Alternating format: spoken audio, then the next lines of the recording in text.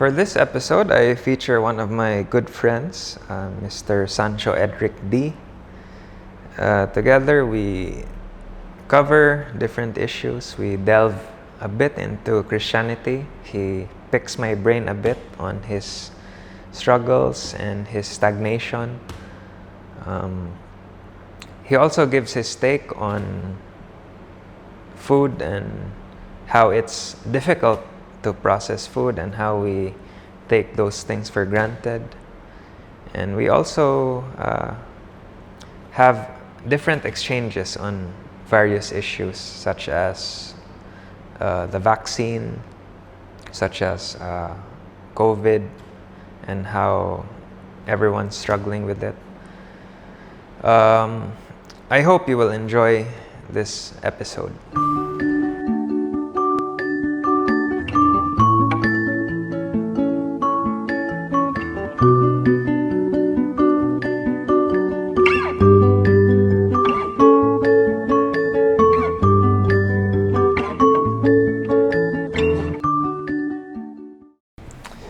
So, how has life been? We haven't hung out as much since the pandemic, and yeah, this is kind of our way to catch up. So, you look good, nice hair. Same to you. It's nice to see you again. Actually, how do you feel about vaccines and how the Philippines is handling it? I think they're doing what they can. Well, no one really foresaw this crisis, this pandemic. So, mao to gidali ang vaccine. So, there's still a bit of reluctance and skepticism with it, but they're rolling it out, and there are the different kinds of vaccines. But I think some would doubt, but I think those experts should know what they're talking about. But I understand that there's some skepticism because it was developed quite fast. Because vaccines take over 5 years to develop, and this was really they exerted so much effort for this because it was a crazy crisis that we haven't ever experienced. But when presented with the opportunity, would you take the vaccine? Someone has asked me this a few days ago. I'll wait and see. You'll wait and see? Yeah. If there's enough, evidence and the experts are vouching for it and our leaders, it should be fine. But right now, it's still a process for me. So I'm just gonna wait and see for now. Do you have confidence in, for example, presented with the opportunity to get Sinovac or AstraZeneca, would you still take those, even if it's not Moderna or Pfizer? Well, I think I would do some research and really read up first before I, have something injected, because dili man sad lalim. But I would read up and really look at the objectives, if it's feasible or if it makes sense.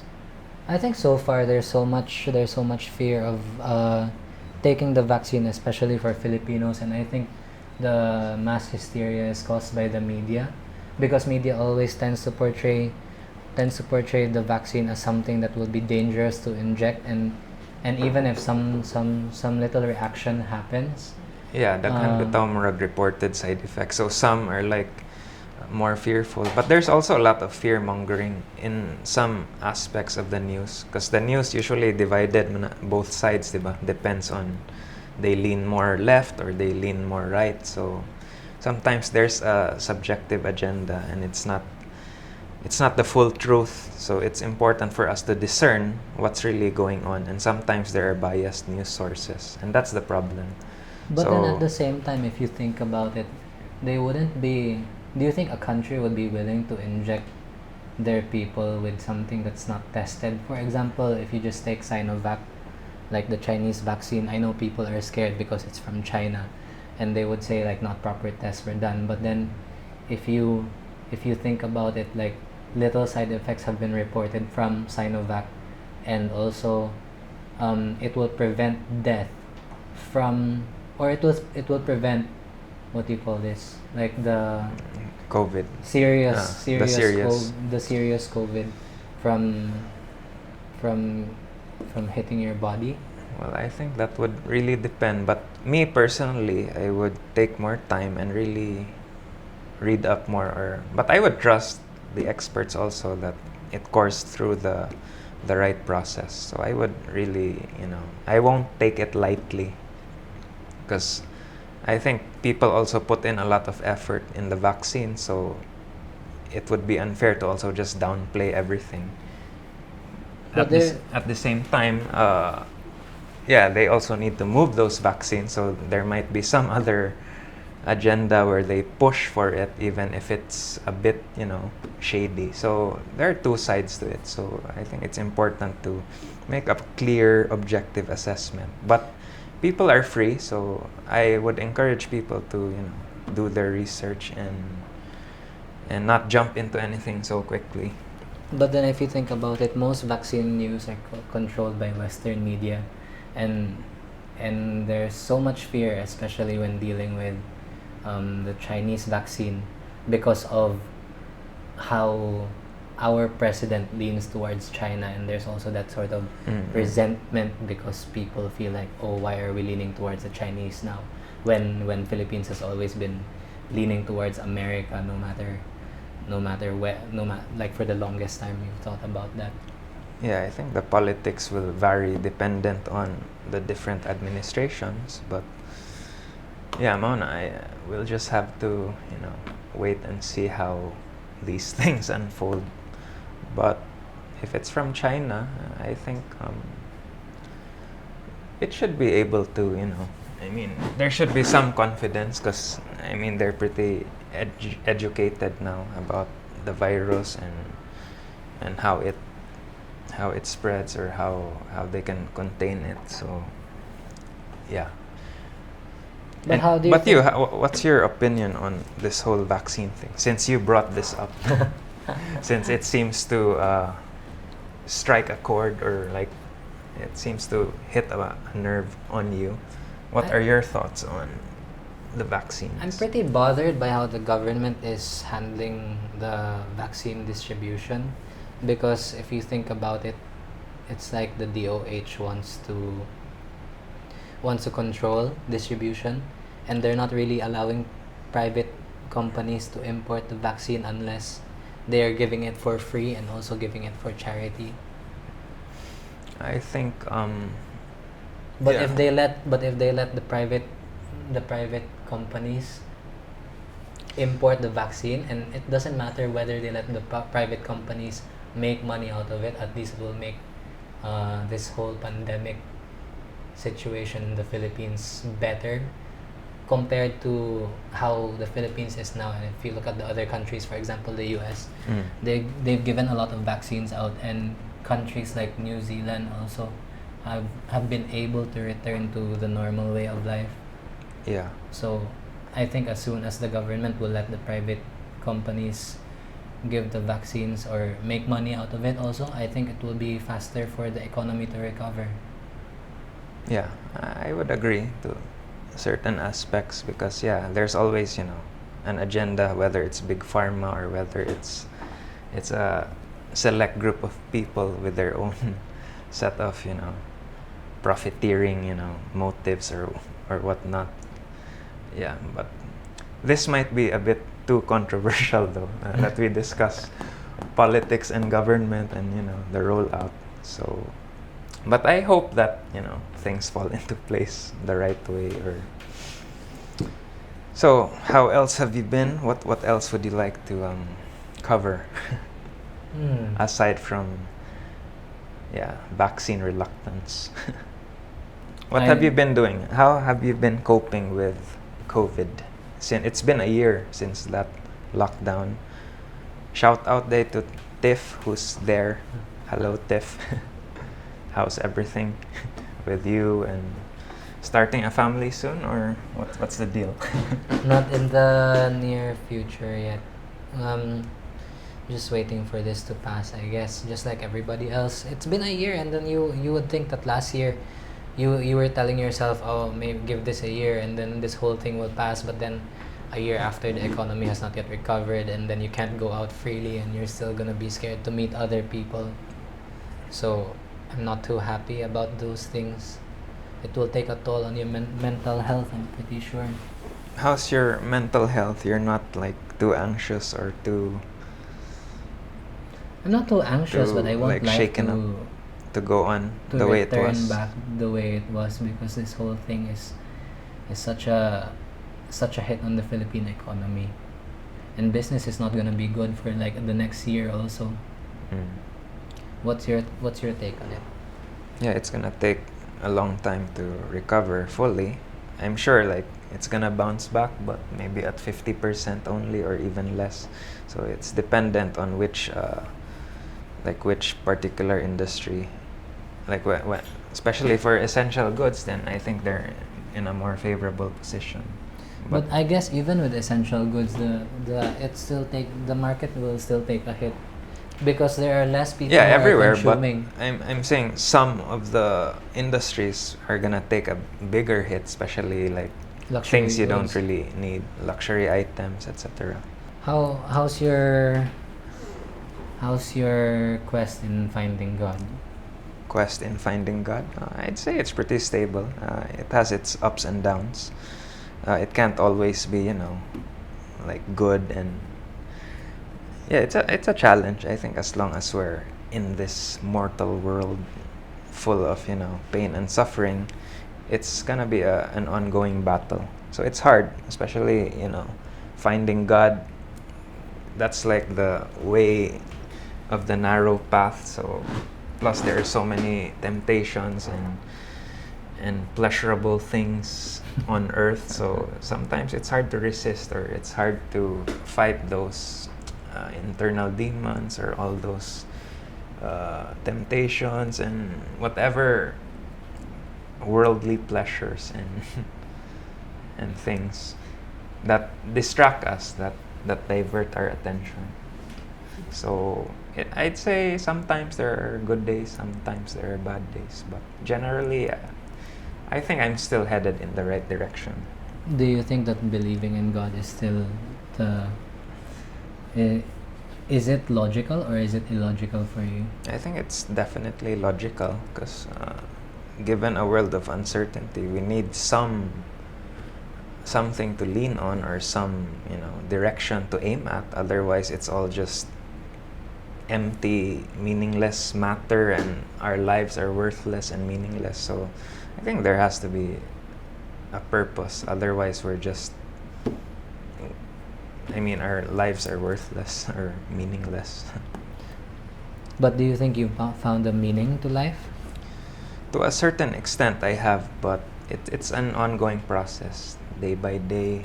It's a journey. So I wouldn't say that I have it all figured out. Nobody truly has it all figured out. Nobody has it all figured out, because the only way to know whether God is real or not real is at the point of death, wouldn't it? Yeah, you mean the afterlife? Or yeah, but no one can fully grasp or comprehend like the afterlife. But I guess we can just make the most of the present moment, or the things we know now, the relationships we have, the jobs, or our inner paradigm and dynamic.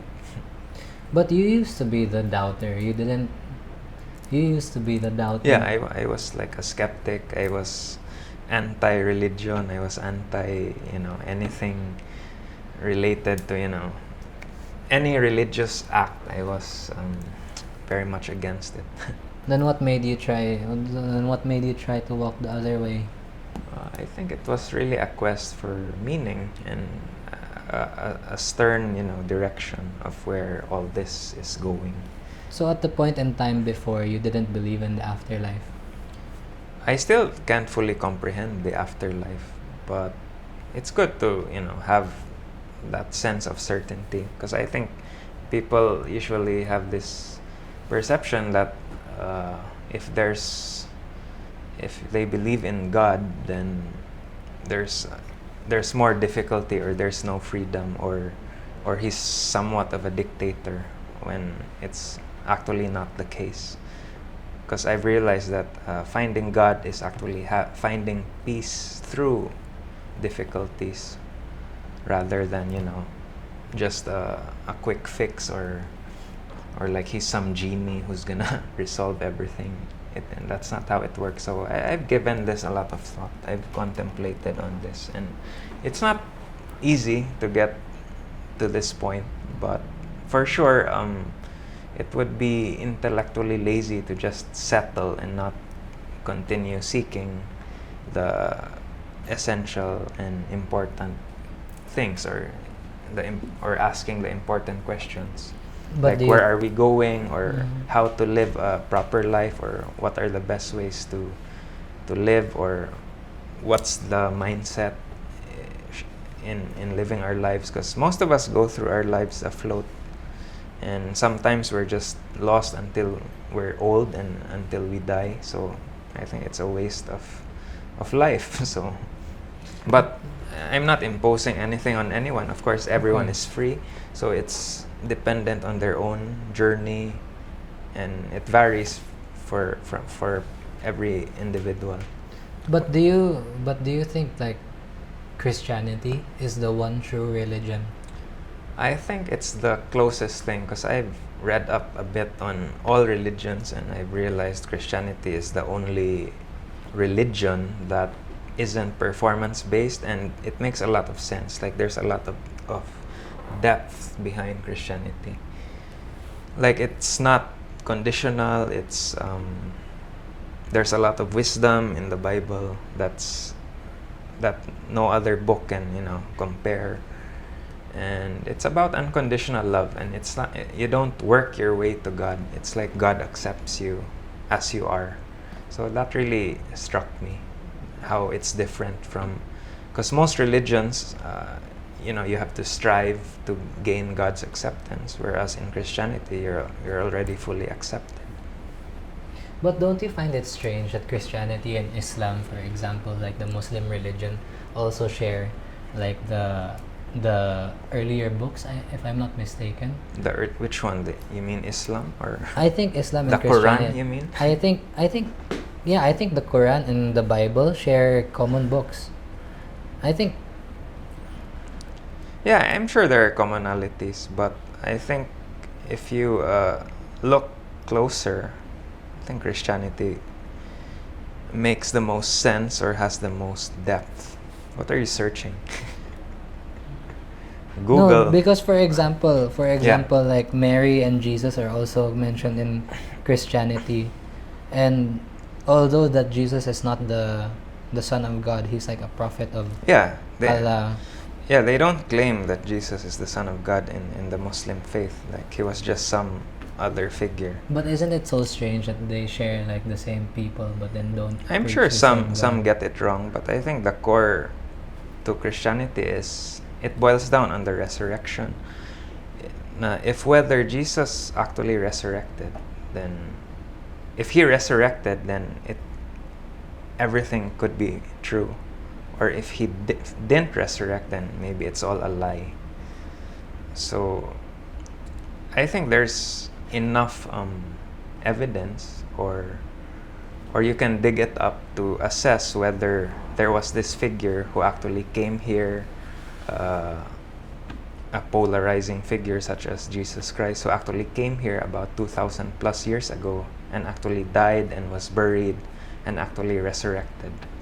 So I think it boils down to the resurrection, and yeah, it's as simple as that. If it's true, then Christianity is real. If he never resurrected, if it was all made up, then it's a lie, and he was just some crazy person or some lunatic or some liar.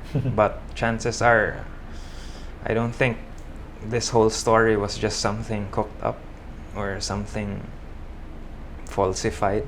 If someone would go through all that trouble to fake a story, the 4 Gospels are quite consistent, and they tell things from different perspectives, and there's a consistency to it. But I'm not saying I have all the answers, but I would bank my faith more in the belief that he actually resurrected. Because the thing with Christianity, there's it's an objective and intelligible faith that you can actually look up, and you can analyze the Gospels, you can analyze the life of Jesus, and it wouldn't really make sense to just say, oh, Christianity is false, it's all fake, no need to believe in it, let's just live however we want to live, let's just seek pleasure, and let's just live without any proper foundation. I think that wouldn't really make any plausible, sense. So I think living a life without any objective foundation seems, far-fetched and like empty. But what if it was all chemical?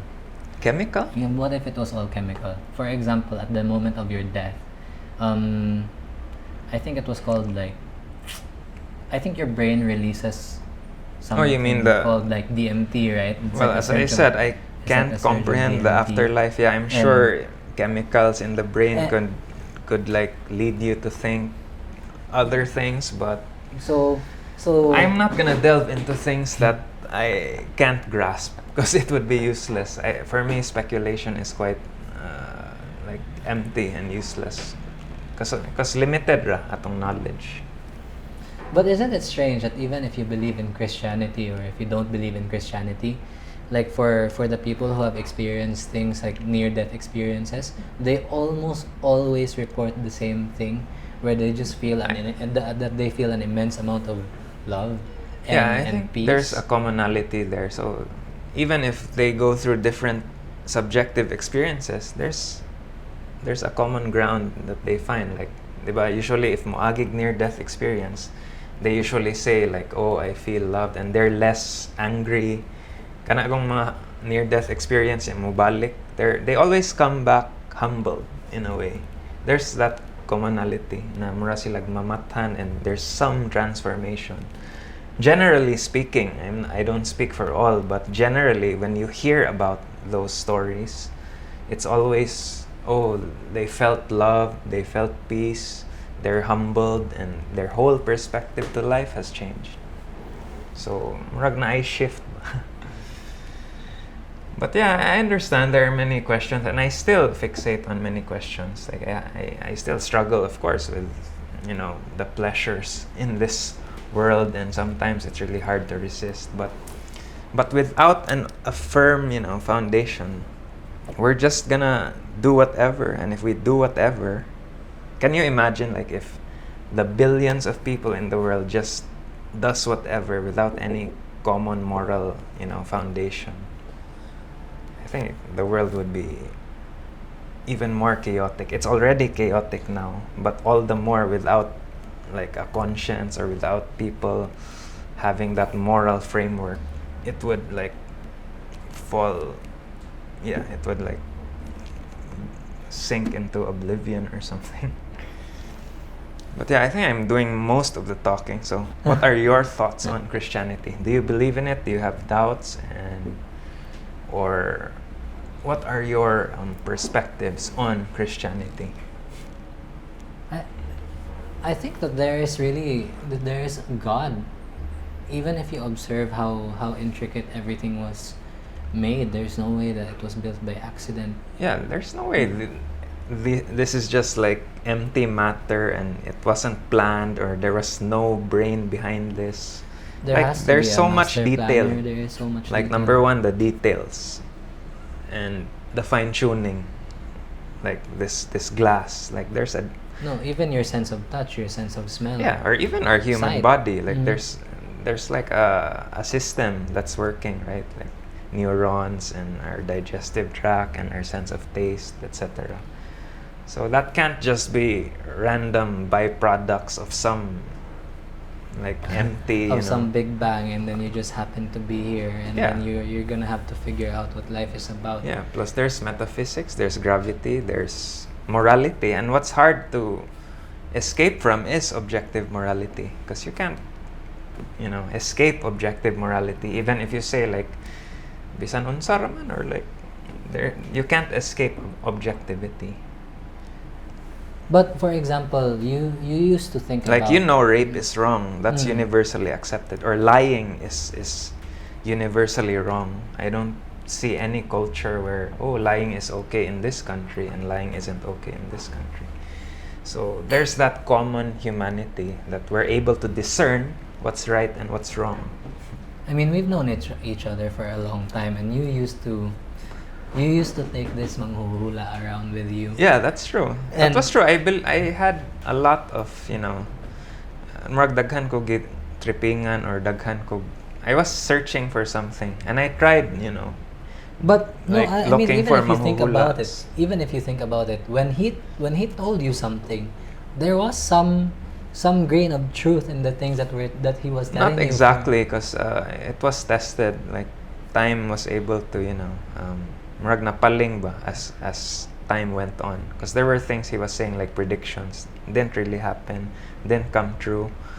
And yeah, I also found out many things about his life. Then there were a lot of red flags. But I did have those fixations. That's why I was always seeking for answers, and I thought, this manghuhula might know something. So I was a bit naive and ignorant, but I also was very subjective. Like, I just went along with what felt right, which I've learned now isn't really a proper way to live, or like the answers aren't there, because daghan bitaw like feng shui masters, manghuhulas, and people are so gullible that they just bite into it because they're told what they want to hear, Well, that depends. They don't always tell you what you want to hear. or they give you something that makes you want more. They do give you something that makes you want more, and at the same time, it makes you think. Like, for example, those manghuhula, especially those who will base it on your star sign, Yeah, or like zodiacs and year of the unsa ka na tao. and how your fate is written in the stars, and it's not yours to do as you please. Yeah. So like your whole life is predestined, right? Because everything is written in the stars. Today you're gonna have a good day, or you're gonna have a good day at work, something like Actually, what got me hooked from those manghuhulas was, they gave me info that made sense. That's what got me, hooked. That's what got me wanting more, because they were able to, they were able to see for the short term what I think what possible to a certain outcomes there extent, was. these faith healers, manghuhulas, they're quite intuitive. I'll give them that. Like, I think they can like assess what a person is looking for, or if a person is gullible. So they know which buttons to push to a certain degree. And So but you then, would say that you were gullible back then. yes, and I'd say that suckers are born every day, and there are, and that's the problem. And there are many mistruths or like falsehoods floating around, because people can be misled. And what was dangerous about that manghuhula was, I remember there were things he imparted to me. There were things he taught me that, like, it's okay to like cheat, for example. Okay. You just have to balance. You can get away with it. Mhm. So he was teaching me sort of this relativistic mindset without any proper foundation, which is what I was talking about earlier. He was telling me, like, just seek pleasure, just balance things out, just preserve yourself, just step on other people and don't get caught. So imagine if that's what we teach our kids, or that's what we teach I had society no idea in that he taught general. you that, but that's new But to that me. mindset can be very dangerous. That relativistic mindset where feelings dictate, or there is no absolute truth, or that we just balance things out, or we can lie but just don't get caught. Have you tried That's talking dangerous. to them about? Have you tried talking to them about what they believe in? Do you think that they believe in God? I'm not sure what they believe in, but I'm sure there's a flawed outlook there, a flawed mindset. Because I've interacted with that manghuhula. In fact, I remember, I think he was also cheating on his wife, and I remember when his wife called, he would like get really nervous. So I saw that even in his life there were many issues. Nya manghuhula ka ano wa man kakita na imong asawa mo murag manawag, like it's like there are things as time went on, murag it was just written off or it was just murag it didn't age well, you know. You see some of these videos, old videos that you look now, oh, it didn't age well because the things said were really like far-fetched or off the mark. But have you ever met someone who can like communicate with dead people or like spirits? I haven't really had that experience. I hear stories about that, like, but I haven't had that You didn't experience, go so into I that can't one. I can't comment on those experiences. Are there no Or are- kanang mga white lady stuff, or kanang naay ni Hong Hong, or naay whatever, naay murag spirit ni Agi kalit or ni Sud. I can't relate to that. I can't relate to those Hollywood-like instances na you know, something, then it's like a movie. No, I haven't had any experience like that. I think I think you've been interviewing me, so I think it's your turn to like give your insights, you know. But so far, did I like explain clearly like my stances? You Or know, what? I guess at this point in time, I'm also still trying to figure out where this is all leading to, what life is all about, and you're trying to find a higher purpose, or what are you trying to achieve in this life? Yeah, I think everyone's in a way seeking, because I think human beings, we're aiming creatures. Like every day we wake up, it's like we want to achieve a goal, right? Whether it's making money or finding a good relationship, or you know, finding good food to eat or something. There's always something to look forward to when we wake up, unless you've lost that zest. And But at the same time, it makes you think, like, if this whole thing was meaningless, and if you're just waking up, you know, day to day, and Yeah, it's and like every single action that you do doesn't really affect eternity. Whatever you do today doesn't affect I what's think gonna happen in that's the the future. problem with nihilism. So it's like you have this cynical approach towards the world. So it's like your mindset is flawed. So it affects every aspect of how you live. So maybe how you interact with people, or the basic things. But yeah, it's difficult to grasp because the world is truly complex. Life is complex. So, but it's important to have these questions and, you know, to seek answers.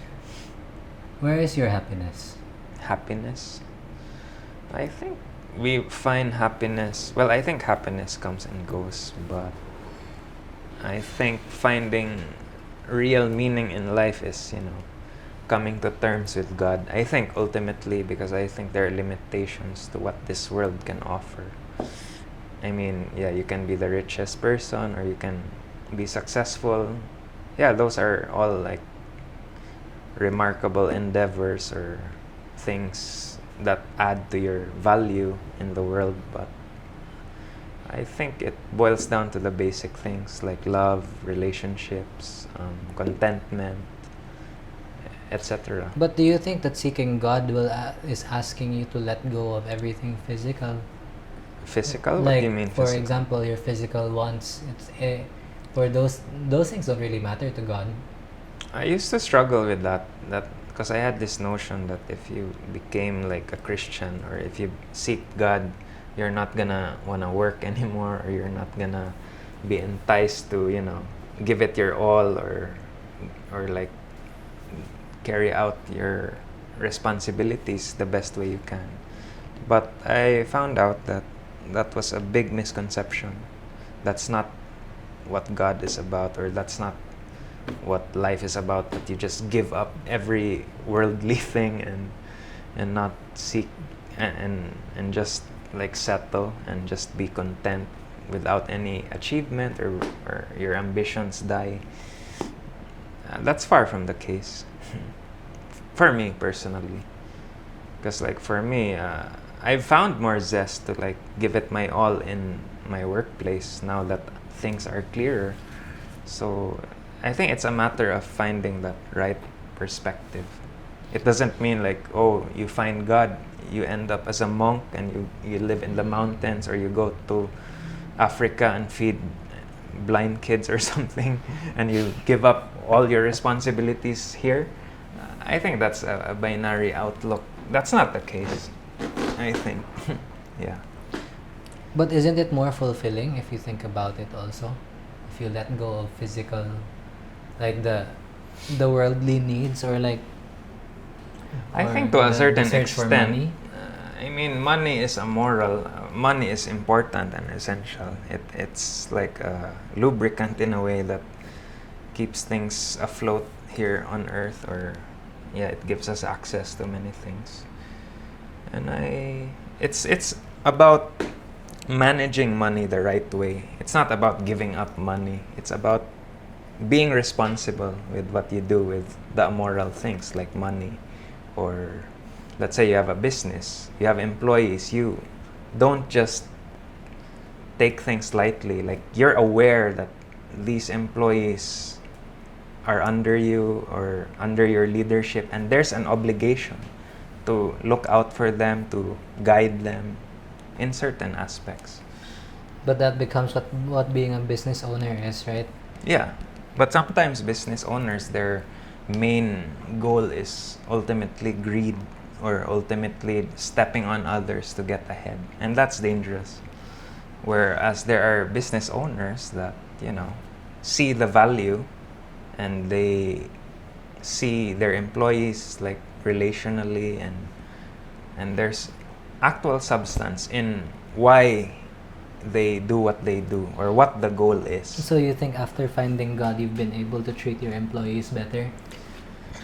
I'm not saying it's perfect. Of course, there are moments that we pressure them, or there are moments that, that isn't easy, or there are a lot of loopholes that happen. But I'd say my outlook with like employees has changed also. I see the value in like lower rank employees and upper rank.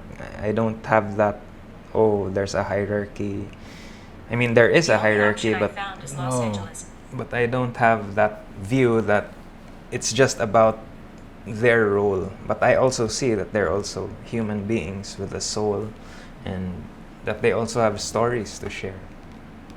So it's deeper because you're dealing with human beings. Sometimes in the corporate world, it becomes very robotic, and it's like you just see them as robots who just carry out tasks, and you just assess purely based on performance, which is the case, of course, because there's an objective element where you have to... Well, you have to set their goals for them. Yeah, and you have to make the right decisions in those instances. But it's also important to recognize the human element behind it. I think I've been going on a lot now. So yeah, what are your views? Are you a Christian? Are you an agnostic? Are you lost? Are you seeking? Are you content? Are you happy? Oh. How are things with your relationship? Your romantic relationship? It's been, about 3 years now? Good. Yeah, you look at her now, she's there. No, I think we've been doing okay. It's been how long? 4 years? 4 years. You and Miko started around the same time that we did. More or less around the same time. I think it's been doing okay. I think she gets bored of me. Why? Why do you say that? You're I think every pull-an na mo each other or something? Di man sad siguro. I don't think so. I think it's trying to find new things to do, especially in the situation now, right? So what have you been doing? Like, I'm sure there's Netflix, of course, there are K-dramas, there are shows, good food to eat, or maybe you guys are cooking new stuff, cookies or something, or baking, I'm not sure. But I'm sure there are new hobbies that you embark on as a couple. So what are the new things or new discoveries you've discovered from this lockdown? Well, mostly in this lockdown, I think I mean, this quarantine, like this quarantine, like this this whole dystopian COVID period. time. Yeah. I think we've been more. What have we been doing? Stable. Stable relationship. How often do you guys fight now? Less, actually. I think less? we fight less. I don't know. I know. We fight less. I think we have less to fight about also. I think the longer you go on as a... That is not true. I'm about to say the longer you become a couple, the less things you have to fight about, but that is not true also. Sometimes you see older couples and they've been together for a long time and they have a lot of things to fight about, but then they still figure it out. Oh yeah, no relationship is perfect, but yeah. What do you think makes a relationship strong? I think authenticity and sincerity, and of course having that right attitude. Like you're not just using them or as a trophy or something, but it's also like empathizing and willing to that willingness to do the hard things or the difficult things, or accepting their flaws, of course, or be willing to hold them accountable for certain behaviors. Is this the longest relationship you've been in? Instead of sweeping things under the rug. This is the longest relationship you've been in with Nico? I would say so. And you think like you guys are better now? I would say, but there are trials that come, I'm sure, because two people that are so different, of course, can't be fully aligned, and there are these quirks, and you have to find that balance, or you have to find that common ground, or that having to deal or having the stamina to withstand all of those difficulties. But you haven't complex. given your perspectives on on Christianity. On earlier. Christianity? Like, are you a Christian? Are you like seeking spiritually? Or are you just focused on your business and your relationship now, and you just want to seek, There are good days and there are bad days to Christianity, I guess. There are things that make you believe in God, and there are things that don't, like that So do you believe in God? But I do believe in God. I think on some days I would classify as agnostic. What do you mean, like? On some days I would Some classify days you're as an Christian. agnostic. But then mostly, like, if you say agnostic, then I believe in a higher being. There's no way that... Okay, you believe in a higher being, so you're definitely a deist then. Okay, yeah. Like a belief in God. I believe... As I for the believe- intervention prayer stuff, you're still a bit skeptical. As for the whole... as for the whole intervention from... No, I am pretty skeptical on all those things. I believe in the Christian God. I believe The God in, of the Bible, yeah, right? the God of the So Bible. Jesus Christ, do you believe in the resurrection, or is it something you still think could be made up, or? I think I believe in Jesus, but then but at the same time, there is always gonna be that part of you that will question whether whether how authentic is your religion, how true is what you believe in, what makes you better, what makes what makes Christianity better. Do you I think that many people doubt because they see Christians live their lives no different from the atheists, or sometimes worse. So I think it fuels... Sometimes worse.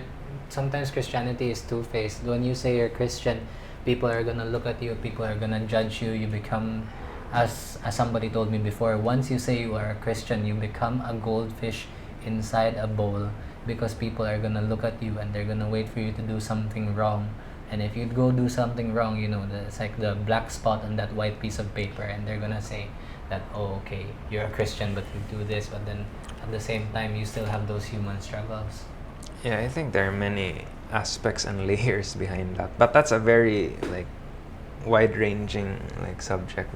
We could go on and on, like how there's a lot of hypocrites in the Christian circles. But or- even as a Christian, you would still there is still some part of you that would think like That's why I don't claim- why is I our don't- religion better than somebody else's? Because there's that superiority about some Christians. I'm not saying all. So I think Christianity today is quite watered down, and yeah, that's why I don't throw that claim lightly that I'm a Christian, because exactly that's not uh-huh. that's not something light. You don't Exactly. throw that around like I'm a Christian, because that bears considerable weight. But yeah, it's But it's isn't this it's a whole journey. religion thing like out of geographic, like where you are born in? For example, you're born in the Philippines and you believe in Christianity because you're born Because you're in a Yeah, because dominantly Christian you're country. in a dominantly Christian country. I think it's a different journey for each, so it's hard to say. But yeah, that does make sense. But I think a genuine seeker would.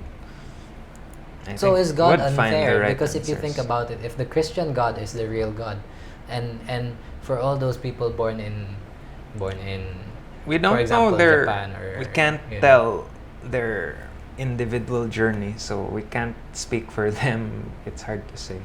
What we can speak of is how. Oh, but then at the same time, for example, if you look at India, then there what do you call this? What's the Indian religion called? more on Buddhism, right? Yeah. And also, no, it's not. For example, India, I think like one of the oldest religions came from India, and out of being born in India, I think their accountability with God, that's subjective in their journey. So we can't like speak for them, or we can't fully grasp what they're going through. We don't know if God knocked in their lives, or it's hard to say. So I think it's another like useless speculative, argument, or because it's not gonna resolve or go anywhere if we like ask, what about the Indian in India who Oh. didn't hear about Jesus, or maybe he did hear about Jesus, who knows? But or- what about us, for example, if you think about Like it? for us, Maybe we heard about Buddha, but then we don't believe in Buddha. you heard Right. about that? It's different because Buddha didn't claim to be God, or Buddha was, he had good teachings, but he was just a man, or like he was just this rich person who left. And I'm Or- not sure about the full story of Buddhism, but I know there are substantive teachings regarding Buddhism. But even like, for example, Allah. But the I know God of like the Buddha Quran, is a yeah. man, but only in the Christian faith did Jesus claim that he was God. So it's totally unique from all other religions. All other religions are performative, or it's the founder is like a man who just said a lot of things that made sense, or taught some moral teachings that would apply well in life. But Christianity is different because God became man, resurrected, forgave sins, and took it upon himself, as well as accepting everyone fully without requiring anything. You just needed that Isn't it so repentance and strange surrender.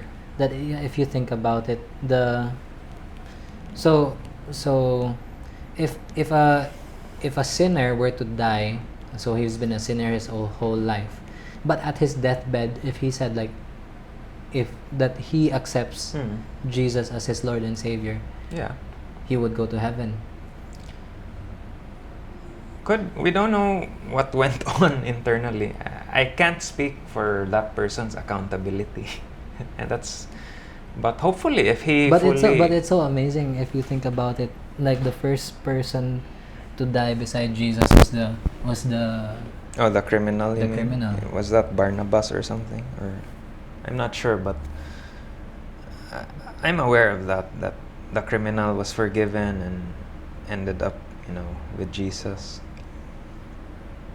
But I think that's a performative view, like let's say the You're sinner. right, I guess that is true. Like there was a sinner his whole life, then he accepted Jesus as Lord and Savior. Then good for him if that was the case. But we can't fully see everything. As opposed to like what you're saying, if someone lived a really good life but You're- never accepted exactly, Jesus. exactly.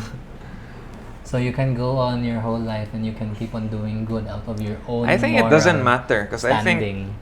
whether it's Mother Teresa or whether it's Hitler, I think it doesn't matter the degree of sinfulness because I think everyone is equally sinful. Like, yeah, some are worse than others, but I don't think anyone is ever clean enough to be accepted. That's why Jesus took it upon himself to shoulder that or pay for all that. So it's a matter the world of pinned its entire debt on one person. yeah. So I think it's and killed him. so I think it's that willingness to simply receive him as Lord and Savior, which many somehow, even if it's like an easy thing to do to receive and accept, but some people do struggle with that, with the acceptance and the surrender, because there's skepticism, doubts, and all those things. That's why in this world it's so quite do you watered think down. that, but then for example Christianity is full surrender to God, so your life is fully surrendered to God? I think repentance is continuous. It's not something, oh, like you accepted him, then you just live a shitty life. I think it's a relational thing. Like from knowing Jesus experientially and relationally, I think it's a process. But of course, as long as we're in this world where there's so much destruction and chaos and sinfulness, then we're bound to just relapse. Because living your life, for example, So I don't you say think you're it's Christian, you it's a become matter. licentious. I don't think it's a matter of you living your life like I have to do good things. Although that's a byproduct from knowing Christ, but it's not a performative thing like magbinutan ko until mamatay ko para dawaton ko. It isn't like, I don't think it's something you like exert or work your way, but rather you accept Jesus relationally, and eventually there's a natural transformation from knowing him.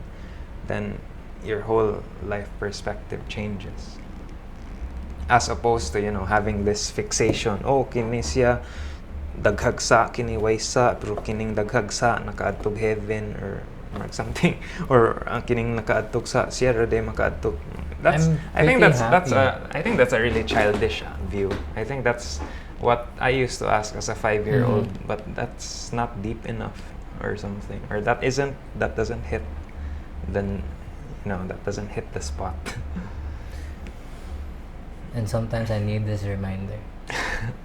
Yeah, because I used to fixate on the things I do, but then I realized we tend to fixate on our behavior, whereas the focus should rather be more on the relationship, which is hard to discern sometimes, which is hard to grasp, because as I said, the world is full of pleasures. Like there's women, there's booze, there's expensive things, fast cars, money, access to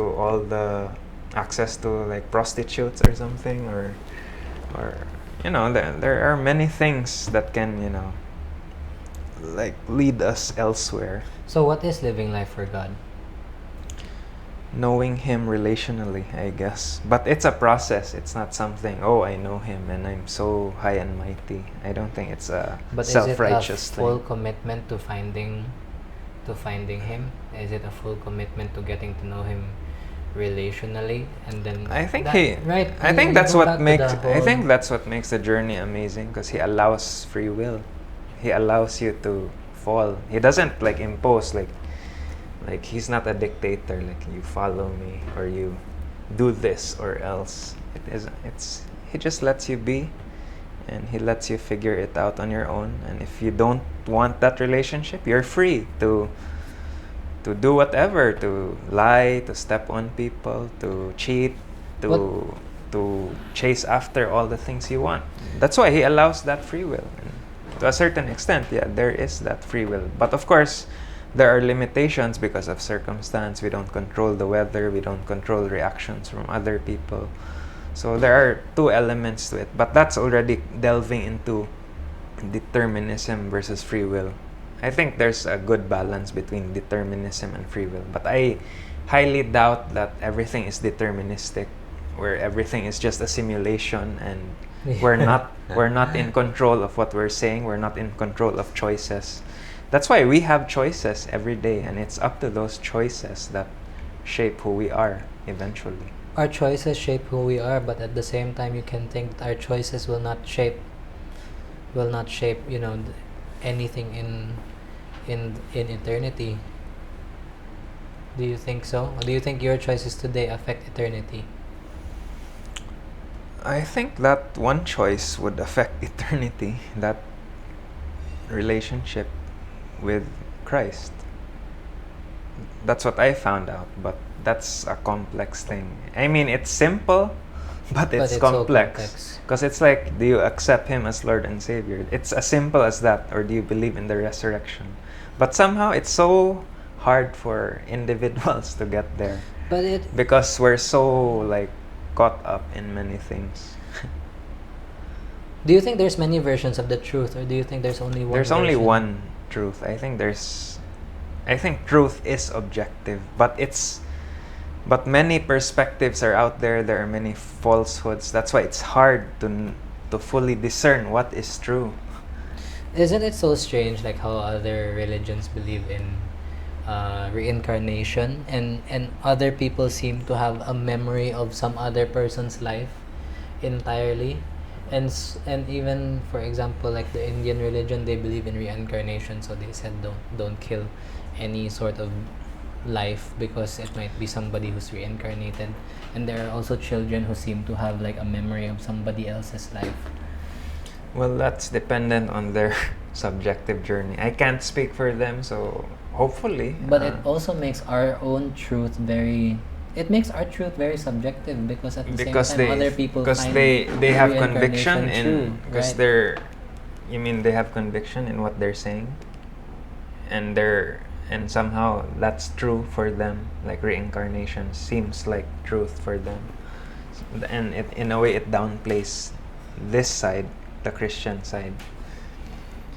Well, as I said, it's hard to fully grasp everything, but yeah, the thing with religions is, I think it's only Christianity that's unique and a standout, because it has many elements that other religions don't.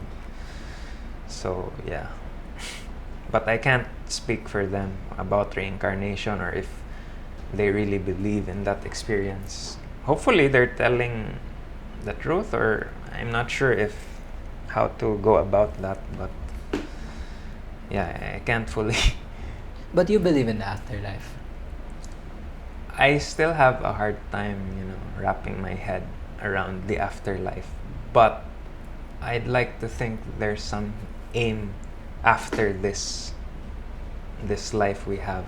But I can't like imagine where it's gonna be, how it's gonna feel. I can't. That's beyond us. I think it is true. I think that's beyond us. But at the same time, like there is probably a consciousness that is outside of our body. And right? what made me think about that is the objective morality aspect we go through in this earth. Like, we're not totally, we can't just seek whatever. So there's like there are life lessons. So what's the purpose of these life lessons and these realizations as we continue to mature, as we age, and our time is limited? And somehow we're always fearful of death and our impending doom, and how we're limited. And yeah, everyone fears death, right? It's something that we fixate on, or there are those existential questions. But do you think that God is fair or unfair? There are so many factors in life. Some people are born rich, some people are born poor, some people are born with I'm sure, probably without we have different journeys, but what's true is everyone suffers, everyone goes through pain, everyone goes through uncertainty. Like rich people there have been many rich people who got COVID. There have been many rich people who were like murdered or got into accidents, same way poor people have. So But there are also the types of people who Like- haven't really done. For example, you would say they don't really do anything wrong, but then they're taken away at a very early age in their life, and it makes you wonder, like, what did this guy do to deserve this? But at the same time, it makes you think that this is human understanding on how we view our. that's exactly my point, that there's so much uncertainty, and yeah, anything can happen. Like Kobe Bryant died through a helicopter crash, and he's like a famous basketball legend, and his life was just taken away and he was just 40 years old, 41 years old. So I guess it's a different journey. So anything can happen, like young or old. So that's what I'm saying. Like, since anything can happen, then life is really like uncertain, and it can seem futile, It can seem futile. and sometimes there are many lingering questions. Sometimes we fixate, why does this happen, or why is there so much suffering, or why do these people die, or why do these kids like suffer more, and why are there many hungry people. I think that's something we do need to contemplate on, and that's exactly why we need to ask these questions, because we can't just settle and it's all for nothingness. Okay, then we should stop striving as a human race then. But that doesn't make sense. So, but yeah, I'm saying I don't have it all figured out. That's why I like hearing perspectives from different individuals, or I like seeking for objective truth, hopefully. And I don't claim I have it all figured out. I'm not imposing on any other individuals my views. Like, everyone is free to have their own perspectives or have their own opinions on things. If you, for example, if you were to die tomorrow, do you think that you have made your mark in the world? Is what you've done enough? I'd say For- there are for many things I eternity? would still do, but if that happens, then You're ready to go? You would go without fear? of course there would be fears and uncertainty and all that. So it's hard to fully grasp that, but yeah, I'd say I would maximize whatever blessings and graces that are in front of me now. And since the time is like ticking, and there's so much malevolence and uncertainty. Okay. What are your views? What do you want to talk about? What views on what? We'll just free flow. What else? How's your diet? Diet? I think Oh. you should talk more now, because I feel like I've been talking the whole time. Okay. Let's talk about diet then. Yeah, let me I- ask I you think- stuff. I Okay, think let's we start with should- your diet. I think we should change more into eat more plants, eat less animals. Really? I You're, re- I you're really more on think a so. plant-based diet. I wouldn't say Didn't you just order a steak? I didn't order the steak. Oh. I got Yeah.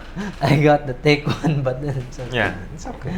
Anyway, no, I'm still working on this one, but I really do think that we need to change our diet, because as a Filipino, I think the Philippine diet is mostly comprised of meat, and we like to eat our pork, I we like like to meat. eat our chicken. I love red meat and white meat. But then animals are like the middleman of the food chain, and you feed plants to animals and feed animals to people. I don't know. This is another complicated rabbit hole we might get into. But I believe in a balanced diet where there's meat, where there's some plant, there's carbs, there's fat, and there's protein. But you can get a balanced diet even with eating just. I would say that. So are you vegan or No, I am not vegan, but I want. Vegetarian? I think You- I think it would be best to transition to vegetarian, because if the world continues the way we're going today, at the same time, like, I think eating beef has its effects on the world because of its carbon footprint. cows consume so much water, cows consume so much farmland, they graze so much, Mm. and they release methane, and I think it So you could contributes- give up meat sometime soon? You could give up the I steaks would, or I the would really... definitely consider it, but it would be more like eat less meat, eat more plants. Eat more plants. Eat more plants. What The- kind of plants? the- Like the- lettuce and stuff? Salads? No, if you think about the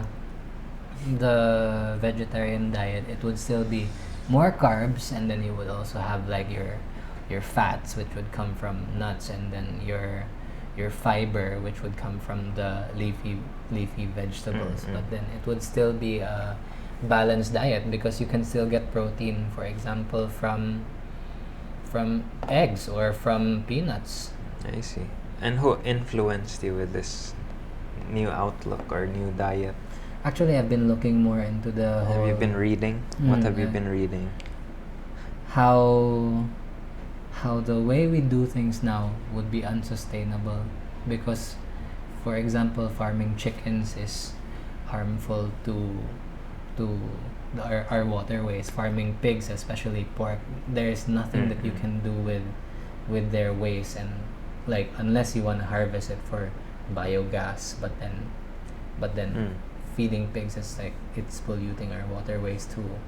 That's why people want to put the piggeries or the chicken farms and the cows like far away from people because everything that their waste stinks. Yeah. So if you had more space that you planted for plants and fed it to people, like how you do business. When you do business, you want to approach the main source. You would not want to buy from the middleman. If there was a way that you cut out the middleman, you would cut out the middleman and you would go to the main source. So animals have become the middleman of our food chain. Any particular books that shaped your views on this? You know what? I don't remember when that I was Or any convinced that persons who like advocated for this plant-focused diet? Your mom, your dad, or I don't maybe think Tiff? I don't think so. No. I think For you, that's just how you assessed that. that's Yeah. just how I assessed it because I want something that's more sustainable, like how we pollute our world through plastics, and then plastics are non-biodegradable, and like how we pack our food in so much plastics, and there has to be a way where we would try to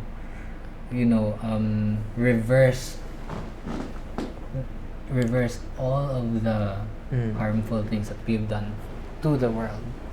How would you reverse it? How would you resolve the plastic I don't think there is a way to situation? resolve the plastics. I think it's more on recycling it, but also recycling it takes so much energy.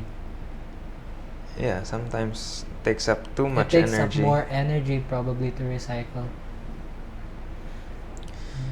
So what other things do you care about? Like now, like I know know. you're focused now on your hotel business, although the hotel business now is like in a bubble, or it's really struggling. The hotel business How's now. is it really a hotel, or it's more of an Airbnb type, right? More of a hostel, but The then hostel you have in Talisay. How Mm. is everything there? Well, it's good you own that lot, or you own the area, so you don't have to worry about rent and stuff. But overall, I think it should be. No, I mean there's no way to sugarcoat it. The hotel industry now is struggling. So And without tourists. so you're simply surviving, or have you let go of some employees, or We've definitely let go of some employees. We've cut down our staff. like 50% down, 50%, maybe. But you have occupants, like once in a while, perhaps you have Once tenants. in a while, but then I guess even with the local market, it would be hard to tell people to come out and spend. I think everybody is still living in fear. But what I do, for example, like what I do care about now, I've been planting, and I've been planting mustard greens, okra, things like squash, and And after you harvest them, you kind of realize things like why you kind of realize the importance of food, because a lot of times you would see like food waste, and it bothers me a lot, because if you tried to grow your own plants and you tried to eat it, and you would probably not let it go to waste. It's just the same thing as if you work for something, if you work for your own money, and then it would be harder for you to let it go, because you know of the struggle that you went through to make that money, so it would be harder for you to spend it. Yeah. So it's the same thing with plants. If people got more into planting, if people could try to put in the time to grow some food, I think they would realize how important it is to value whatever food and not let any of it go to waste, because there a lot of times it's so wasteful on how we consume things, and then once you don't quite once irresponsible, right? Like why paki kay murag bungaw ba sa how it's produced or the effort exactly put in. there is a gap. Yeah, bungaw, that's my term, like out of touch ba. There's that disconnect, because like a lot of people put in so much effort, but it's not valued when it arrives here, and people just squander it and just like And I it's think gone that to should be waste. taught more, because at the same time, for example, us private school kids, we're more sheltered. We're more sheltered from those putting in the work, because I once talked to my friend who came from a public school, and and they were made to like plant things also, like I don't know like what age they were made to plant it, but then at the same time it gives you that appreciation of farming. And you know how the farming, how do you say this, how farmers are kind of, the job is looked down on by many people, because they think, oh, there's no money there. But then it's, I guess there is some truth in that. There is that money is quite hard for farming, and it's only the owner of the big patches of land who earn from that one, but the ones who put in the work are less valued. But if you were the one to put in the work for the food you eat, I think you would value it so much more. Of course, because you were immersed there, and you actually see how you put in effort. So I think that's common also with human nature. Because for me, that lack of empathy, or that lack of because for me, for understanding. example, like I was able to make like a small grow box, and it's probably just 5 or 6 square meters big, and then you harvest an entire row of plants, and then it's only good for one dish. After you cook it, it's only good for one dish. Yeah. And it really makes you realize like how much effort is put into growing that, because it takes what, 30 days from seed to harvest. 30 days, sometimes it takes longer. It's at lalim, no? And yet there are many consumers out there just living irresponsibly. So yeah, boils down to responsibility It would and be being good. resourceful, being efficient, being not squandering the values that could potentially feed like more people. Or Because for example, we see so many like I know during this COVID season, many people have gone into being plantito, plantita. But then You're a plantito now, but right? mostly ornamental plants, right? You sell that's- plants now? No, or I do what? not sell But you plants. collect plants? No, or- I do not collect plants also. No? No. I thought you I were a do not. plantito. No. Someone told me. No. It's actually lately that I've tried to grow my own food. I've tried to look into hydroponics, aquaponics, and all those things until I came up with, okay, this is what I want to do. I made a self-watering raised bed, so my medium becomes soil, and it's more versatile compared to hydroponics, because hydroponics is you have to know what nutrients to give the plants, and you're limited to those plants, mostly lettuce. If you've noticed, most hydroponics are lettuce. So at least with soil, you're more versatile. You can grow more vegetables, more types, and you don't have to know what nutrients to give it, because the soil figures it out. When did you learn all this? You seem knowledgeable about such things. No, I wouldn't I say didn't that. realize that about I you. wouldn't say we that never I'm talked knowledgeable. about this before. I I've I've been looking into this for a long time because a few years back, Hmm. Tiffany's dad wanted to do hydroponic farming, indoor hydroponic farming. Future And- dad-in-law. Future dad-in-law. And if you think about it, indoor hydroponic farming is very good. There are no pests, there are no pesticides, there are no chemical fertilizers, but then the nutrients that you give it is all like liquid form. Technically it's organic, but then it's not really considered as organic yet, because organic, the classification of Philippine organic is still something grown in the ground without pesticides. Where did you learn all this? Like, did you just learn this recently or So long ago. so long? Anyway, going back, Yeah. when I started looking into hydroponics, you would know that there is a, if you went into indoor hydroponic systems, you would waste so much energy in lighting, also lighting, ventilation of the plants. I still think like the best resource that we have is like the energy of the sun. The Philippines still has a lot of vacant lots. There are a lot of rooftop that you can use, and the best free source of energy is still the sun. So if people took the time and tried to grow their own food, they would have a better understanding. There would be less of a gap from where your food comes from, and people would be less wasteful. And if you think about it, like the Philippines is an agricultural country, and we cannot supply our own food needs. We import rice. Yeah. We import rice because we cannot supply our own rice, and our rice is more expensive. So we're not self-sufficient. We We are not rely on these self-sufficient. imports. So if there was a way to make like the ordinary person realize that, okay, I can grow my own food, okay, So it would be. you're not wasteful with food anymore, or were you ever? Or ever since you realized It bothers this, me. you're more. Ever since I you're realized more this, I have- self-aware. And it's important to be more self-aware. It's to be more self-aware with the food that's on your plate.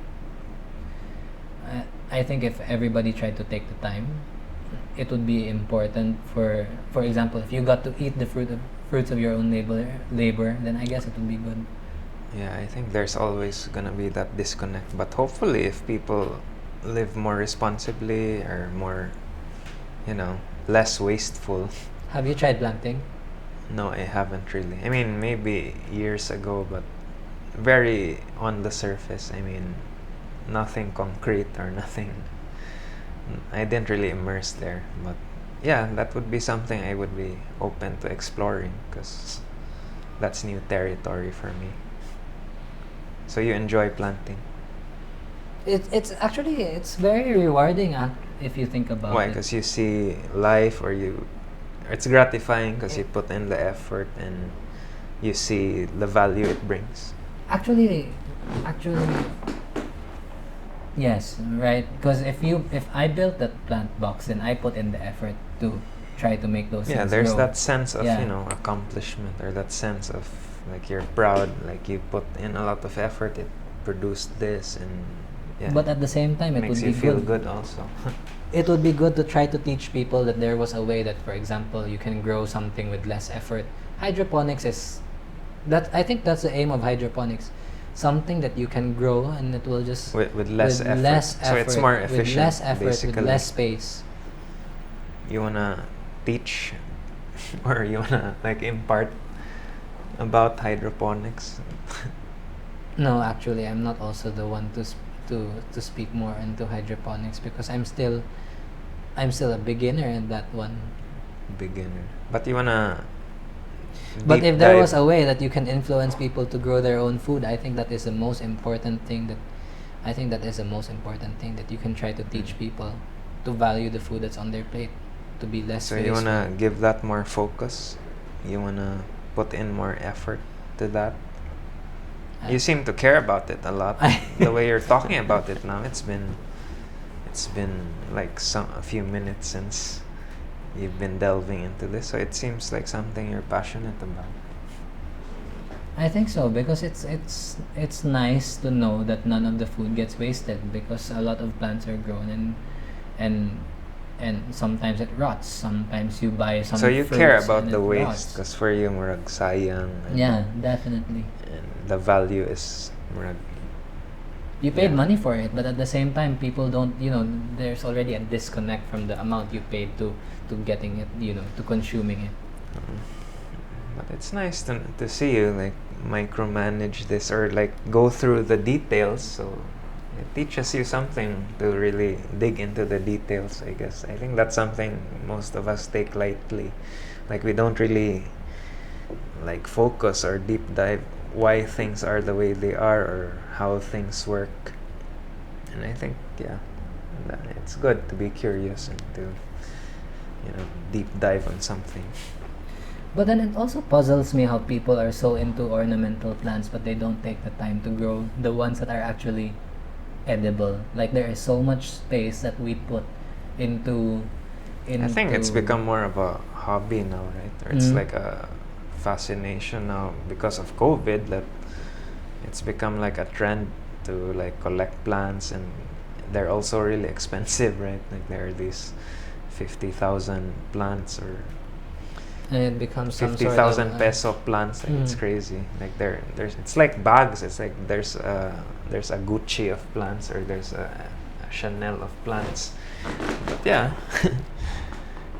it's like all these complexities. I think there should be an effort to be able to use spaces that that are well exposed to sunlight, and then you can grow your own plants. I think that way it would maybe lessen like the amount you spend on food because you're growing it yourself. Hopefully, but I think people don't think that way. So I think a small percentage of the population has that view. So Well, given the luxury of time that we do have now, it would be a good time to start. perhaps you can like spread the word further or educate more people on this. Perhaps it could impact others and make them come to a realization on the value of these things. Anyway, how's your family? How's everyone? How's uncle, auntie, your Okay. siblings? It's nice. Actually, you know what? You're never gonna get this time back again, because like for COVID, you don't have a choice but to spend time with your family. In a way, there's a good There side are to COVID positive because things you're also. able to spend more time with family and you realize the more important things, right? Like the unnecessary gasto na filter out or mga way gamit na butang. It keeps you grounded. Yeah, in a way, this was like a reset which grounded us and which showed us the more essential things like family, like not spending on things you don't need, all of that. I found it refreshing in a way that you could spend time with your family. Because as a child, the time that you would get to spend with your family is every single day. Once you get home from school, you spend time with your family. You laag is still not But an I think option when you're younger, right? It came to a point that we were somewhat aloof with being with our family. It's like we're there, but not really there. It's like just going through the motions and yeah. It's like you're there, you're present, but you're not really interacting or really connecting or like really spending quality time. Because it's, in a way, it's like we take things for granted or we're aloof because we're so caught up in things. So I think when COVID hit, this was like a reminder on It's so easy to take things for like granted. seeing the right focus on what's important. And even like the time that you get to spend with them, at least you don't take that for granted. You're never gonna get that time again. Back then when you were younger, you would spend all your days learning from your mom and dad. But then like once you get older, you kind of distance yourself because you go out with your friends. There are other things that become a priority in your life. They're different, chapters, like, and of course there will be times when there's not much And our time is so finite. familial interactions. Yeah, it is finite. Our Like we time is don't so know what's gonna finite. happen, and time really goes by really fast. Like I remember we hung out a lot, and I realize now that was actually 5 years ago. 5 years ago. So it's like everything is just fleeting. Everything is just And you didn't even realize that 5 years went by already. Because, like, But then even it's if like you we're look back, it's kind of like yesterday that we hung out and we are alone. yeah, but it's like there are days like we just take things for granted and we're like wasting all this time, and next thing we know we regret, or we should have done this, or there are things we fail to capitalize on, or we don't maximize. But I think it's part also of our nature that sometimes we're really floaty, or yeah. Yeah. So, it's like lutaw usahay niya. Niya moagi ng oras paspasag kayo. Yeah, daghag mausik. Okay. Yeah, your steak is coming. It's not plant-based. Yeah, Olio Day. We're at Olio, so yeah, best steak in town. One of the best. The best. Oh yeah, the best. The best. Your auntie, right? I mean, your uncle owns this. Right? Yeah. So, what are your like future plans now, moving forward, or Moving forward. yeah, Actually, you know what? I've been taking it a day at a time now. one day at a time. A day at a time, because every single day kind of becomes its own struggle, especially with, trying to be careful. And How often do you go out now? this is the first time that I've gone out, Since if not second time that I've gone out So- since my dad got it. oh, your dad got And my dad COVID. got COVID, Oh. and So he's okay now. he's okay. better. He's good. He's more confident, I guess, because after you get it, it's kind of like, a weight is lifted off your shoulder. Oh, I have antibodies for it. How were his symptoms? The symptoms were okay. He didn't notice that he had COVID. He didn't have cough. He came So home. he was and asymptomatic, or he had some. He was asymptomatic. Every day I would eat with him at the same distance at this table. We would share the same food. We would pick it So, off from the same plate, did you and I get didn't it? catch it. Oh, you didn't. I didn't get it. And my whole family would eat in the dining table with him, and we would pick food from the same plate, and it would be okay. With serving spoon, or like You know, everyone. the Chinese way, you Ah, you can know, you pick just- something with a chopstick, and Family, so you just no and it serving wouldn't spoon. matter. There's no serving spoon, and then sometimes my dad picks it off with his chopstick, and nobody got it, thankfully. But at the same time, I guess So it was only him who got. Did you get tested, or did we all got tested. when we you all found got out? tested like So twice, how did thrice. you guys find out he had it if he didn't have symptoms? He had to go to the doctor for his checkup. So and it then was he like had timing ni test niya, timing na positive. timing the test. The doctor 'Cause- said you have to get your X-ray first before you come to the Because clinic. people usually get tested only when they experience symptoms. Usually, He was tired, and then so he got his blood work done, and so he had to get his blood work read by the doctor. so it was a swab test. No, Oh, I mean, no. The only way that we found out was because after he got his blood work done, he had to get the doctor to interpret it, and for you to be able to schedule with the doctor, you have to get an X-ray done so that you can, So you're how cleared did you to go. find out he was In positive? his X-ray, they found that he had like those glassy things that you find in like COVID lungs. Mm. And that's when they found out and then the doctor told him go get swab tested, and then it came out positive. So that's how we found out he was positive. Did And he it was all by chance. did he get a recent swab After where it showed you- it's negative now? After you have COVID, after the 14 days from your positive result, you're more or less 95% unlike to Was pass he it on to somebody isolated else. in a public quarantine or facility? The quarantine facilities were full when he got it. So just So at home? they Don't so we they like quarantined him at take home. you somewhere? Because Yes, they do usually take when you somewhere. people I hear who became positive, like, Mhm. You can go to. they usually have to isolate in a Mhm. public area or facility. I think during the time, because the time when he got it was at the peak cases in Cebu. Peak So cases. at the peak number of cases, which was like a month ago. So And he's fully recovered he's now. fully Did he recovered. take drugs? Like, what was the treatment? His doctor prescribed him medicine for his pneumonia, which he had, and What's then that? else? Ivermectin No, or no, it wasn't ivermectin. hydroxychloroquine? Ivermectin or- Ivermectin wasn't even popularized yet. Oh, Like a I'm not month sure ago, it only came out which- like a few weeks ago. And then But I hear some get better even with just biogesic. Like some with mild cases, like and good for you if you happen to get the virus with a low viral load and you have antibodies for it. But for the ones who are not so lucky, they have a hard time breathing. So I guess the most important thing is when you do know somebody who gets COVID Yeah. and they wanna self-isolate at home, you're gonna want to get them an oximeter that will tell you how their breathing is. So yeah, it's always that. Anything below 97 is alarming, I think. 90, I think the doctor told us it was 93. If like you Oh, that's experience quite- 93, I think that's pretty bad. take I him think to you the need to be hospital. hospitalized. But if other it's people 93. even at 93 don't feel don't feel.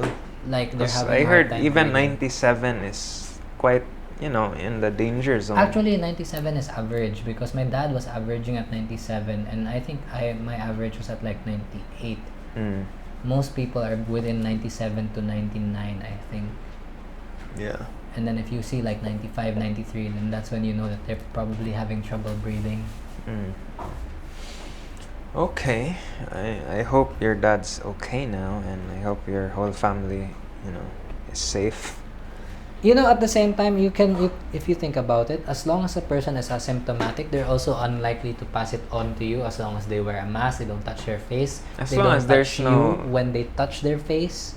As long as there's Mm. no, those droplets like spreading, or like balhin, pisik laway, That's why we have these, so our laways don't like pisik. But anyway, I hope your family turns out okay. But yeah, you actually went through a COVID, case. It's there. very scary, when they tell you like, oh, you should take him to the hospital, and then you know how COVID cases are. If something were to happen, or if his symptoms got worse, and for example, if worse comes to worse, when if somebody dies of COVID, you never get to see that person again. Oh. I think they cremate the person directly, if I'm not mistaken. That's a hard thing to grasp, and that's so scary. That's why you have to be careful, because you wouldn't know how bad it would get, and there's so much uncertainty. So that's Yeah. why I'm saying, if like the vaccines were given out to people, it would be better to just take it, because I don't think that they would also give you vaccines or like spread vaccines, mass produce it just to harm Yeah, people. exactly. Like, why would the vaccines are there supposedly to, of course, help, stop the spread and, get all this contained. So, which vaccine would you take if you were to take? There are many options, right? The best There are many vaccine is probably companies. the one that you would be presented with, whether it be Sinovac, AstraZeneca, Moderna, Pfizer, it wouldn't matter. Mm-mm. All of them prevent death. I think that's the most important thing right now, trying to Yeah. not die. Did you get any discrimination? Usually that happens when your dad's positive. Did people react a certain way, or was there a lot of whispers behind your back? I don't think so. I think those things happen, I don't. especially in our Chinese community. Or maybe I didn't feel it, You but didn't I don't feel think I felt it. Maybe I'm more. aloof, What's that term? Manhid. manhid. Okay, Maybe but I'm I'm more glad manhid. everything's okay now. So yeah. So you also mentioned, I think Tiff mentioned that you wanted to talk about paranormal activities and traumas. and death? No. Or that's what she wants to talk about? No, I'm good now with that one. You're good. Okay. Paranormal? Paranormal activity. Have you had an experience with paranormal activities? Paranormal. I know. You don't know whether it would classify as paranormal activity because sometimes you I've would never think that had you're an just experience. Yeah. dreaming. That you're just dreaming. Have you tried sleep paralysis? I think I've tried those bangungot episodes. Like, it's like you try to wake up but you can't wake up. What do you see when you're Or sleep sometimes you paralyzed? have those dreams and it's really bad but you're stuck there. I think that's the only thing I've experienced. I don't You? know because I guess it would classify as sleep paralysis because I'm opening my eyes and I'm seeing something in my room, but then I don't know whether it's actually there. But then So what did you see? A ghost? there's sometimes you figure? would see like some black figure that's sitting down at the side of the room, or there was this one time where I woke up, I had my eyes wide open, but I can see some black figure sleeping beside me, and I'm like, okay, I'm trying to grab Maybe grab that it. was just Steph messing with you somehow. Or, trying to scare you a bit too. No, but then when So you'd I cuddle came to closer? full consciousness, it wasn't there. It just disappeared. Oh. I tried to grab it. I had my arm out. I tried to grab it, but I couldn't. I couldn't grab So anything. how did it end, and what was your take on the whole experience? Was it like No, it's something probably just that really sleep paralysis, that right? really shook you up, or was it something? No, I this don't- happened, and you just go on with your day when you wake I up. can go on with my day even after I get up from that. Yeah, I think the one. mind is a tricky thing, especially all these chemicals, and depends on our state, how much we ate, how much we drank, or what substance we took. You- Sometimes it messes things up. Have you experienced? But I've had those bangungot episodes or those really disturbing dreams type episode, and yeah, it's like you're in another world. But as soon as I wake up and like snap out of it, it's like everything's fine again. You know, when my grandmother died, one of the strangest things would be when I go inside my room and I smell incense in the entire room. And I don't Maybe light. someone did incense there. No, I- nobody lights incense at home. Like when the time my grandmother died, nobody would light incense in the room. So it I would smelled smell like it in incense. the CR. I would smell it in my room. I'm not the only one who smelled it because my siblings would What smell. does it smell like? Like smoky smoke. something? Like smoke. Maybe that's how. I don't know. That's my perception because there's this old person scent, ng bahog tiguang. Yeah. There's that smell in their room or something. She Ano didn't. baho mga tiguang, She diba? didn't Old live. She didn't live in person's our house. Smell. She didn't live in our house anymore. But when she Oh. died, it would be like something would smell. No like offense to incense. old people, but No. there is that smell as you age. Like, kanang mga tiguang naman ay baho. But I don't know. I can't. No, I but can't at the say. same time, kind of knowing just that being honest, they might like- be there is like- kind of comforting. Also, That's- you can say like, oh, okay, maybe it was just like my mind playing tricks on me. That's really hard to. Because you can't, there's Fathom. no data to quantify it. There's no data to tell you like, oh, is this really happening? Because this is all subjective. I smell. It's it, but then- subjective because even if they were there, well, you didn't feel them. So what does it matter if, let's say, there was really a spirit of some relative in the room, but you didn't sense it? What's the point of even speculating that there was a spirit there? Or No, it's kind of nice I if you don't think know. about Oh, it. you mean that the somebody's subjective. watching over you. But that's a it's subjective also feeling. Subjective feeling. so okay, so it gave you some peace and It did. assurance subjectively, without Subjectively. really assessing if it's really there or not. But somehow you felt more assured or something. But it's nice because you don't really. I mean, okay, there would be no reason to feel those things if like nobody passed. But when she did, Maybe you that's were what I- emotional and sentimental those days because you were mourning and you were like going through grief. Because grief, you go through all sorts of emotions, right? And yeah, someone close left, and there's all these, there's these stages we go through, these whirlwind of emotions.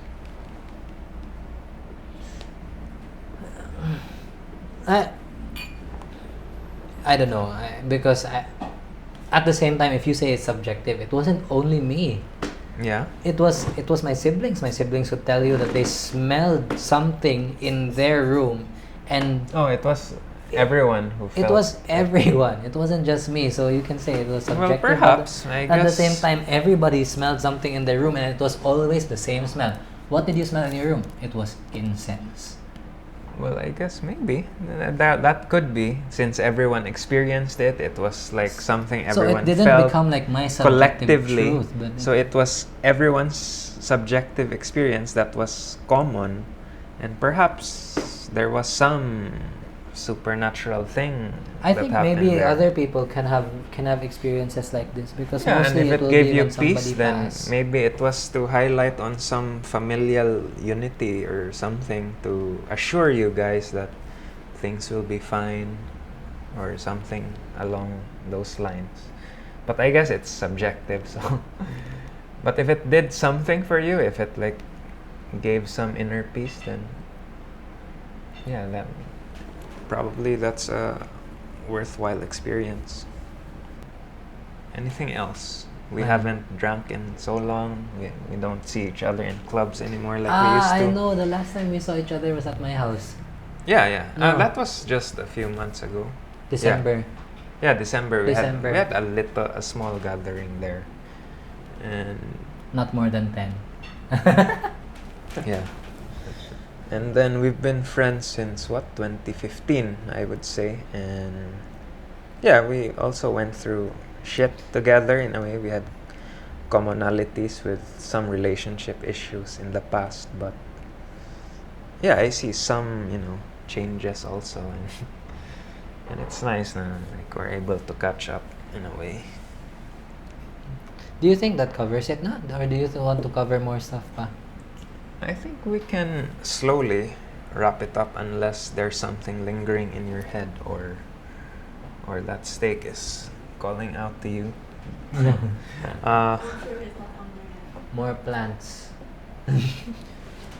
Joke lang. Sige. You talk about your friendship before. Friendship. Talk about friendship before. We're gonna throw people under the bus. That's okay. That's the point of this. But bitaw, I mean, yeah, it's been a while since we were friends, and Okay, yeah. fine. Let's talk about it. Like for example, with your past relationships, what do you think? Like at this point in time, Past relationships. You're older. You're Ako, I'm older, not you really can- the type to get into relationships. Like in the past, if I look back, I've only had few real like kanang long-term relationships. Well, it didn't even go that long because I was always non-committal. I was like fearful of being tied down. But I think as I got older, of course, things change. And So why didn't it work out? Was it because of you? Was it because of her? Both ways. I think I had many shortcomings. I was immature. I didn't know why I was there. I did it for selfish reasons. Like it was for convenience. And yeah, I mean, it was really an immature outlook. And We I shared the same outlook. and I was also like, I had a soft spot for women. So it's like I wanted to get the perks or the good stuff in the relationship, but I also couldn't do the hard decisions by making the right choice of doing what's best long term. So it's like I was selfish, and I was just afloat, and in a way it became a bigger monster, and I dug myself a deeper hole, and foundations weren't in place. So it was a pretty like pointless endeavor. Or well, I did learn some things about myself and those like toxic and traumatic experiences, but that's part of the journey. So Do you think But that I'm glad I you, went that, through do you all think that that. you were the toxic one, or was she the toxic one? I think both play a role. I wouldn't like just It wouldn't be throw just the one way, other right? under. Because at It's the really same two-way time, because we all have our shortcomings. So yeah, some toxic aspects on the other side, and I'm sure on my side, I may have been selfish. I may have, I didn't really care. It was all like a self-directed thing where it was just about me. So didn't really fully grasp that time. But I guess it was part of the but journey. at the same time, we saw eye to eye so much on this one. Yeah, because we face the same struggles of being in like somewhat toxic relationships that had shaky foundations to begin with. And that's where we actually got closer from those talks we had at Mr. A back in 2015. And yeah, we had a lot of commonality. It's always that, But then now that you look the back on it, of emotions course, that- it's not entirely. it's not because entirely their emotions fault. like were what was overruling us. It's like we were led by emotions without seeing long term or seeing the full picture. Exactly. Okay. Well, it's good to see you again. It's rare that we see each other, but I'm always grateful that I get to see you and Tiff, who's eating a lot now. I guess she seems really hungry. Thank yeah, you. Thank you for having me. Thank you for My God. thank you for being here, and anything you'd like to say. That's your camera. Ah. No, I'm good. You're good. I'm totally good. So yeah, anyway, thank you for agreeing to do this, and I hope this friendship goes on. I mean, I'm thankful that we get to meet once in a while. So take care of yourself. Sige. Thank you. Thank you, everyone. Keep safe.